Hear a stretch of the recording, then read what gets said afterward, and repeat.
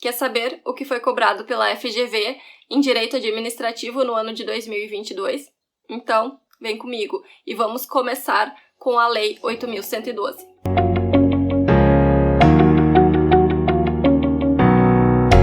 Seja bem-vindo. Para quem está chegando agora, meu nome é Natália. Toda semana eu compartilho aqui diversos materiais e conteúdos atualizados e direcionados para concursos públicos. Então, se você está buscando a aprovação em concursos públicos, não deixe de fazer a sua inscrição aqui no canal e de ativar as notificações para tu ser avisado sempre que eu publicar novo vídeo, novos conteúdos. E toda semana tem novos conteúdos.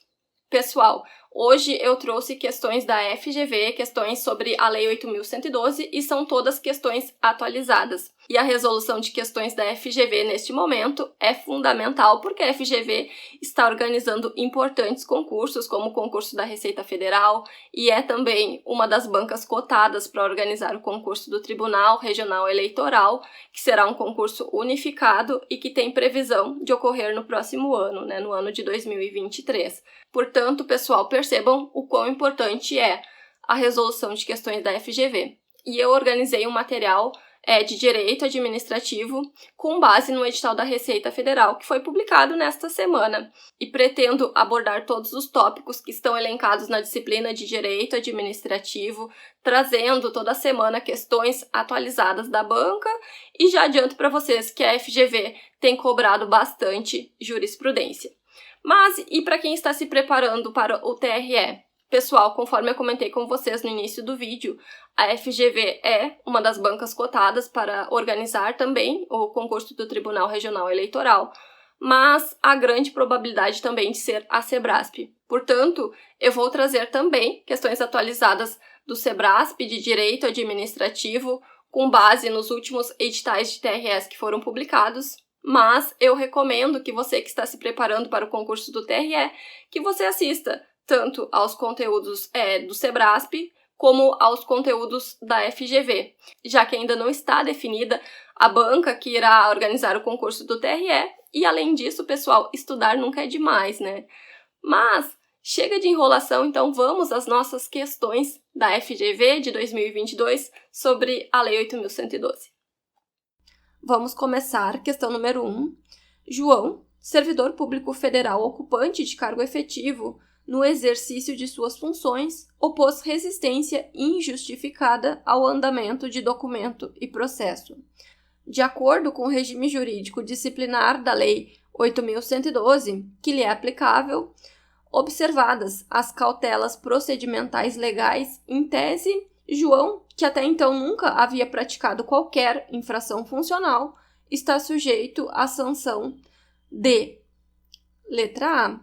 Advertência, que terá seu registro cancelado após o decurso de 3 anos de efetivo exercício, se João não houver, neste período, praticado nova infração disciplinar. Letra B. Suspensão, que terá seu registro cancelado após o decurso de 3 anos de efetivo exercício, se João não houver, nesse período, praticado nova infração disciplinar. Letra C. Suspensão, que terá seu registro cancelado após o decurso de 5 anos de efetivo exercício, se João não houver, nesse período, praticado nova infração disciplinar. Letra D. Demissão, que terá seu registro cancelado após o decurso de 3 anos de efetivo exercício, se João não houver, nesse período, praticado nova infração disciplinar. E, por fim, letra E, demissão, que terá seu registro cancelado após o decurso de 5 anos de efetivo exercício, se João não houver, nesse período, praticado nova infração disciplinar. Então, pessoal, o que vocês acham? Qual seria a penalidade que deve ser aplicada a um servidor público que opôs resistência injustificada ao andamento de documento e processo? Pessoal, em caso de dúvidas acerca da penalidade a ser aplicada, analisem a gravidade da conduta que foi praticada, né? Percebam que opor resistência injustificada ao andamento de documento e processo não pode ser considerado nada muito grave. Então, pessoal, a penalidade que deverá ser aplicada a João é a penalidade de advertência. E percebam ainda que nesta questão a única alternativa que traz a advertência como penalidade é a letra A. Portanto, a letra A é a nossa alternativa correta. E a advertência, ela terá, sim, seu registro cancelado após o decurso de 3 anos de efetivo exercício, se João não houver neste período praticado nova infração disciplinar. E fazendo já, aproveitando para fazer uma revisão, pessoal, a suspensão, ela tem também seu registro cancelado após o decurso de 5 anos de efetivo exercício, quando o servidor não houver neste período praticado nova infração disciplinar. Mas, em relação à demissão, ela não tem o registro cancelado. Vamos então ao nosso gabarito, Aqui no material eu trouxe para vocês os artigos que tratam sobre a advertência, que é o artigo 129, estabelece que a advertência será aplicada por escrito, nos casos de violação constante do artigo 117, incisos 1 a 8 e inciso 19, e de inobservância de dever funcional previsto em lei.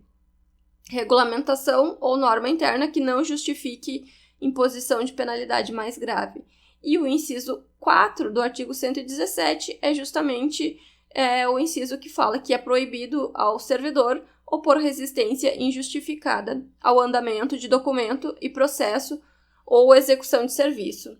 Já o artigo 131, pessoal, todos estes artigos são da Lei 8.112.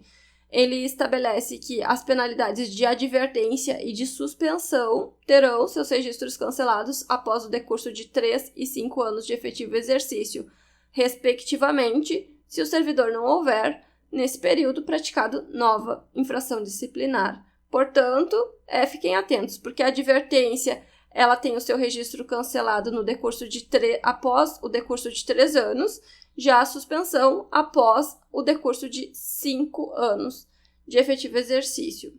Mas vamos continuar e vamos à nossa segunda questão. Governador do estado Alfa nomeou João, que conta com 76 anos, para exercer cargo exclusivamente em comissão de diretor em certo departamento da Secretaria Estadual de Fazenda.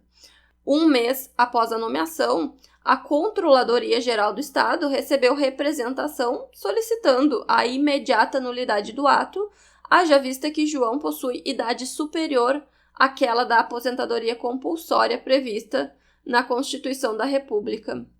No caso em tela, de acordo com a jurisprudência do Supremo Tribunal Federal sobre a matéria, a representação. Pessoal, eu já comentei com vocês no início do vídeo e aproveito esta questão para reforçar. A FGV tem cobrado bastante jurisprudências, portanto, é bem importante estudar também jurisprudência, entendimentos jurisprudenciais. Mas vamos então às alternativas. Não merece prosperar, pois a idade para aposentadoria compulsória ou exoneração de ocupantes de cargo em comissão é de 80 anos. Letra B. Não merece prosperar, pois servidores ocupantes de cargo exclusivamente em comissão não se submetem à regra da aposentadoria compulsória. Letra C. Merece prosperar, pois a Constituição da República prevê aposentadoria compulsória aos 70 anos para todos os servidores. Letra D. Merece prosperar, pois a Constituição da República prevê aposentadoria compulsória aos 75 anos, na forma da lei complementar, aplicável a cargos em comissão.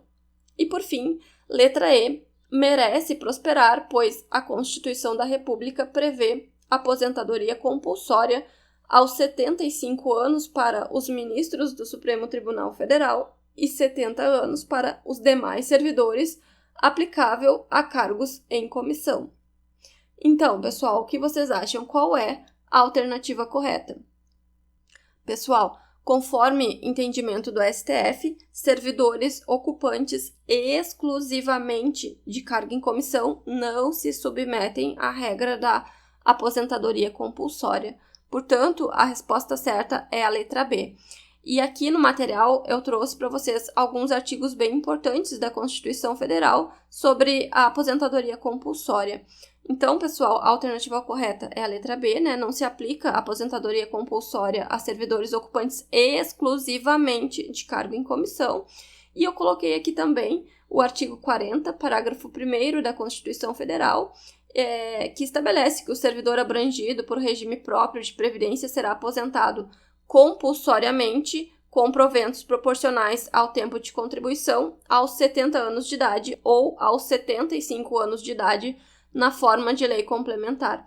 Então, pessoal, lei complementar deveria trazer requisitos para que alguns servidores se aposentassem compulsoriamente aos 70 anos de idade e outros aos 75 anos de idade. Mas já há jurisprudência do STF no sentido de que a aposentadoria compulsória se dará aos 75 anos de idade. Por isso, é importante que a gente sempre fique atento ao enunciado da questão, né? Se está cobrando jurisprudência, se está cobrando o que dispõe a Constituição Federal ou então a Lei 8.112. E aqui eu quero chamar a atenção de vocês também para o artigo 27 da Lei 8.112, que ele estabelece que não poderá reverter o aposentado que já tiver completado 70 anos de idade. Pessoal, em princípio, este artigo 27 da Lei 8.112 não foi revogado pela Constituição Federal, né? Por esta regra que estabelece que a aposentadoria compulsória se dará aos 75 anos de idade. Então, aparecendo este assunto na prova de vocês, vocês devem ficar muito atentos se ele está questionando segundo a Lei 8.112, segundo a Constituição Federal, ou ainda se está questionando jurisprudência do STF. Mas vamos continuar e vamos à nossa próxima questão, questão número 3. José, servidor público, praticou insubordinação grave em serviço. De acordo com o regime jurídico da Lei 8.112, que lhe é aplicável, após regular processo administrativo disciplinar, José está sujeito à penalidade administrativa da... Pessoal, eu já chamo a atenção de vocês neste momento, antes de a gente analisar as alternativas, que o próprio enunciado da questão estabelece, né, que é insubordinação grave em serviço. Mas vamos então às alternativas.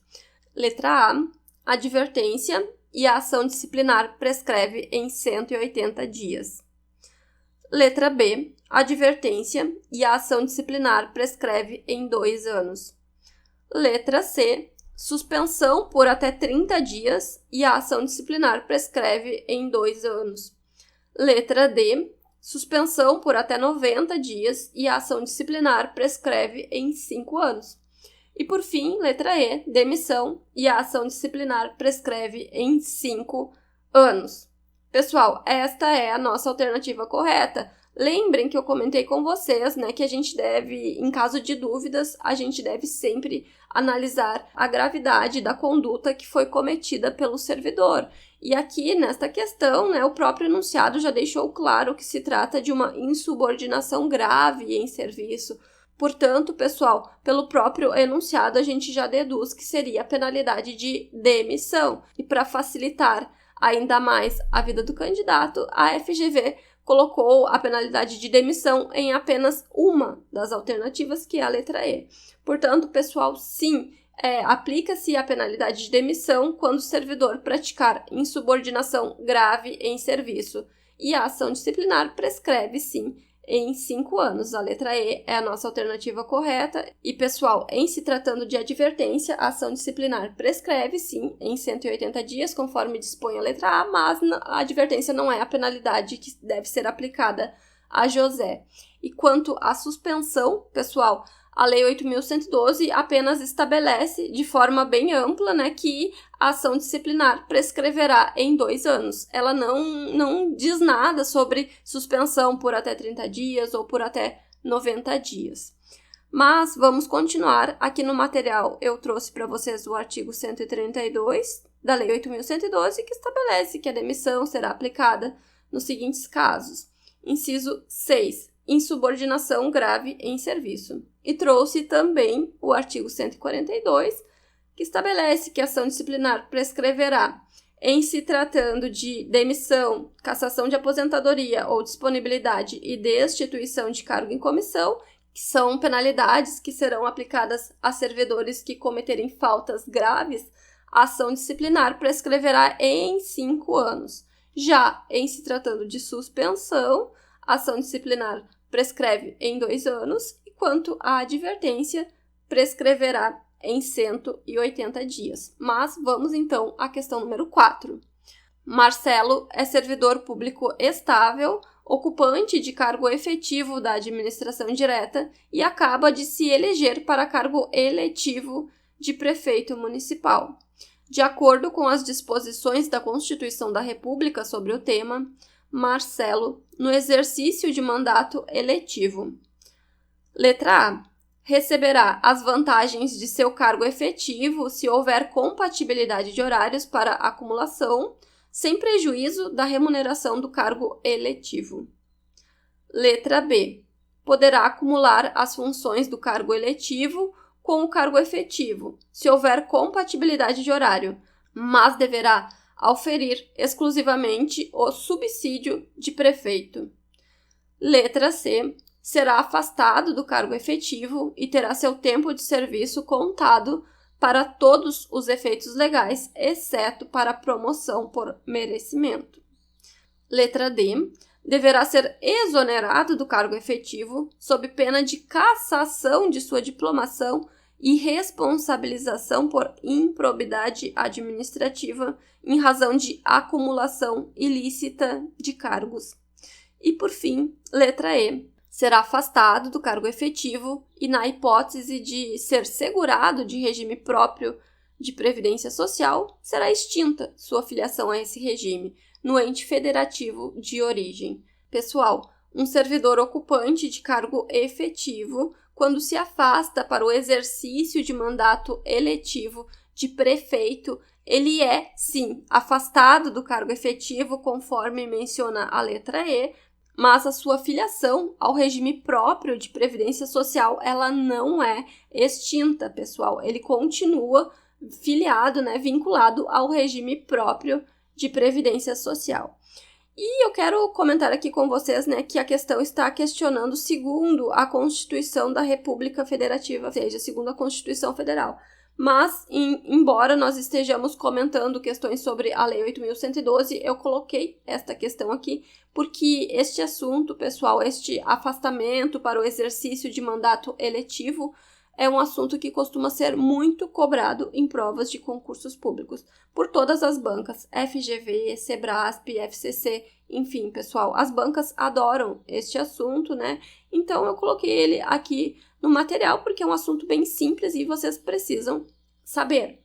Pessoal, em se tratando do exercício, do afastamento para o exercício de mandato eletivo, a Constituição Federal estabelece que, artigo 38, ao servidor público da administração direta, autárquica e fundacional, no exercício de mandato eletivo, aplicam-se as seguintes disposições.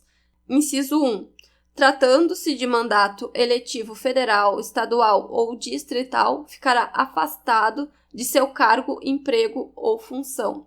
Pessoal, percebam, então, que em se tratando de mandato eletivo federal, estadual ou distrital, o servidor ele é afastado do cargo de imediato, Não há aqui qualquer peculiaridade. Percebam que as exceções, as peculiaridades, estão relacionadas a mandatos municipais, ou seja, mandatos de prefeito e de vereador. Então, vamos continuar. Investido no mandato de prefeito, o servidor será afastado do cargo efetivo, do cargo, do emprego ou da função, sendo-lhe facultado optar pela sua remuneração. Ou seja, pessoal, se o servidor for investido no mandato de prefeito, ele será obrigatoriamente afastado do seu cargo de provimento efetivo, para passar a ocupar este cargo eletivo. Mas ele pode optar ou pela remuneração do cargo eletivo, do cargo de prefeito, ou então por continuar recebendo a remuneração do seu cargo efetivo. No entanto, em se tratando de mandato de vereador, aqui pode ser analisada se há compatibilidade de horários. Se houver compatibilidade de horários, este servidor ele pode exercer os 2 cargos e receber as 2 remunerações.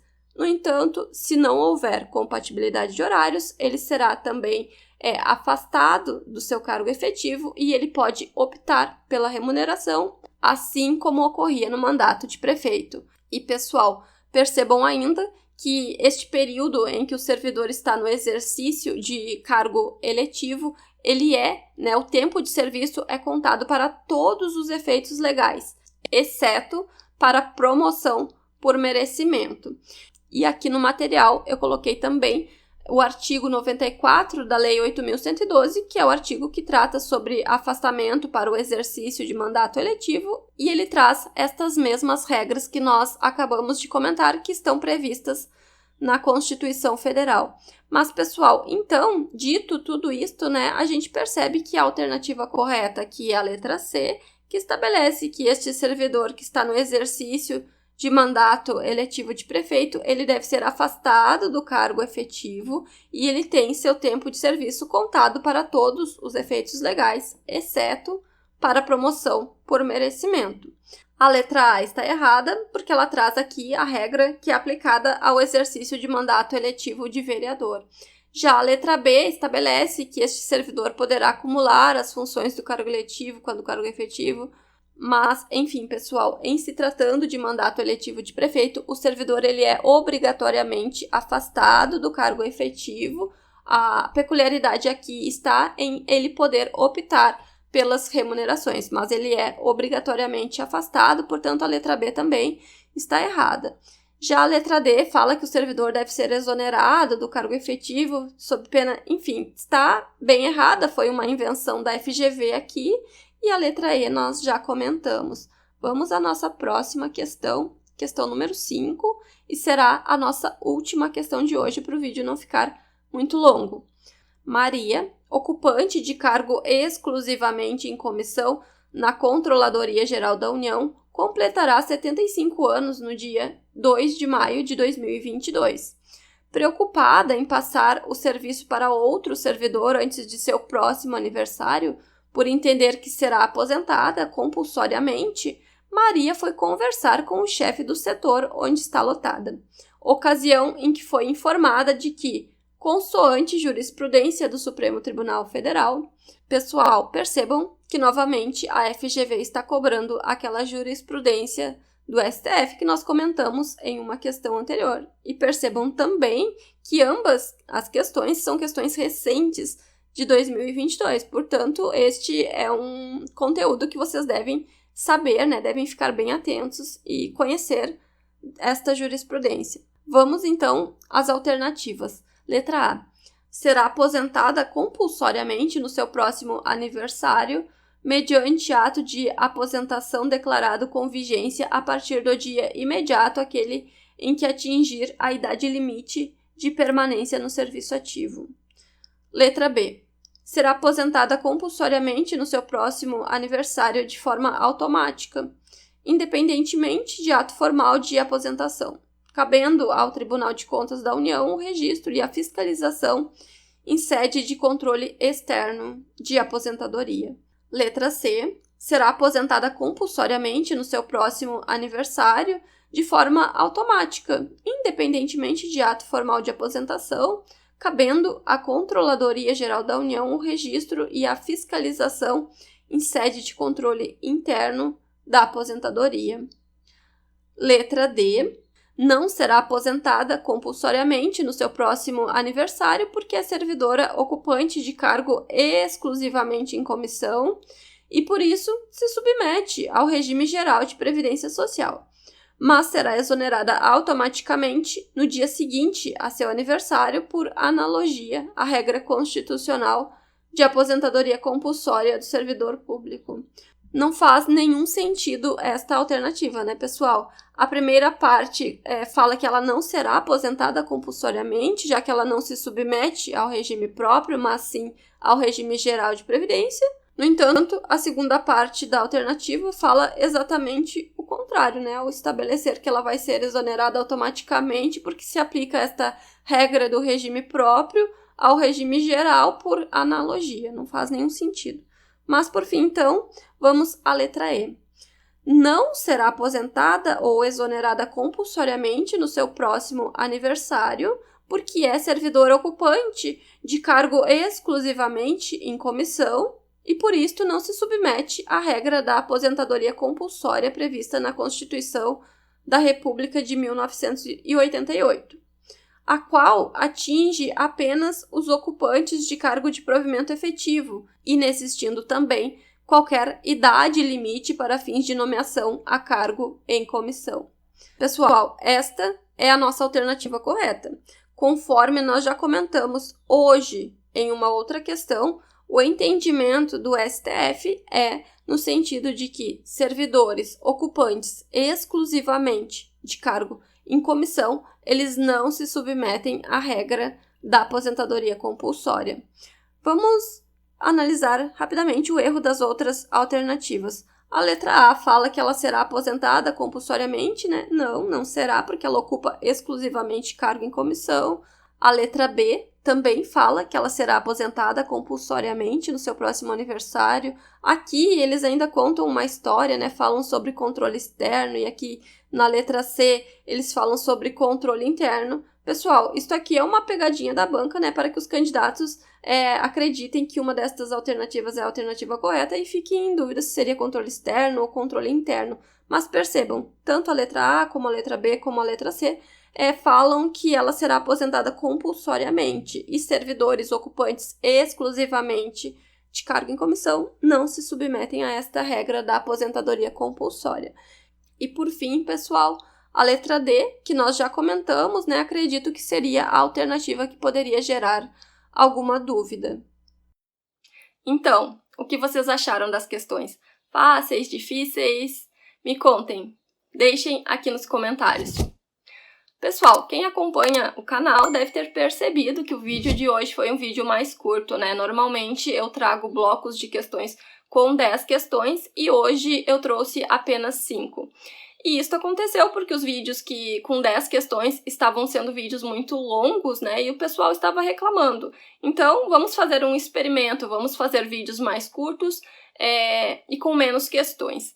Mas fiquem tranquilos, porque toda semana teremos vídeos com conteúdos, com questões atualizadas. Inclusive, na próxima semana, nós finalizamos este bloco de questões de hoje com mais 5 questões. E eu já trago também questões da banca Sebrasp. Então, pessoal, vamos nos organizar desta forma. Toda semana eu trago conteúdos da banca FGV, que serão elaborados de acordo com este edital da Receita Federal, que foi publicado nesta semana, e trago também conteúdos elaborados de acordo com os últimos editais de TRS que foram publicados, conteúdos da Sebrasp, com questões, né, identificando pegadinhas da banca e aqueles pontos mais cobrados. Mas por hoje era isso, pessoal. Espero que vocês tenham gostado do vídeo. Inclusive, se vocês têm alguma sugestão, deixem aqui nos comentários.